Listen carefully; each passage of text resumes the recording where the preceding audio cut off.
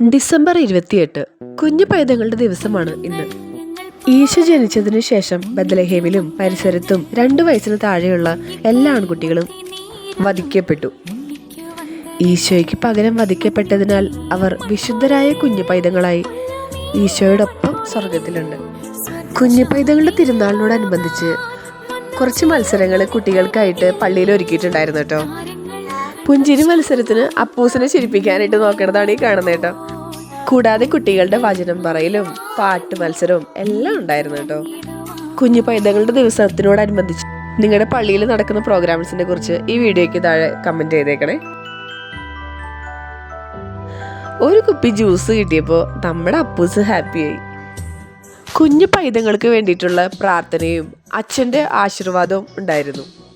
അച്ഛൻ്റെ ആശീർവാദം കിട്ടിയതിന് ശേഷം ഒരു ചോക്ലേറ്റ് കിട്ടിക്കഴിഞ്ഞപ്പോൾ അപ്പൂസ് ഹാപ്പി ആയിട്ടോ.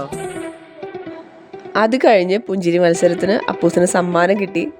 അങ്ങനെ സമ്മാനം കൊണ്ട് ചേട്ടനും അനിയനും നേരെ ഈശോയുടെ അടുത്തേക്ക് നന്ദി പറയാൻ പോകുന്നതാണ് ഇപ്പം കണ്ടുകൊണ്ടിരിക്കുന്നത്. ആ ഗിഫ്റ്റ് കിട്ടിക്കഴിഞ്ഞപ്പോൾ ആൾക്ക് ഭയങ്കര സന്തോഷമായിട്ടോ. അങ്ങനെ ഗ്രോട്ടോയിൽ കയറി മാതാവിനോട് നന്ദി പറയും. ഇനി നേരെ വീട്ടിലേക്ക്.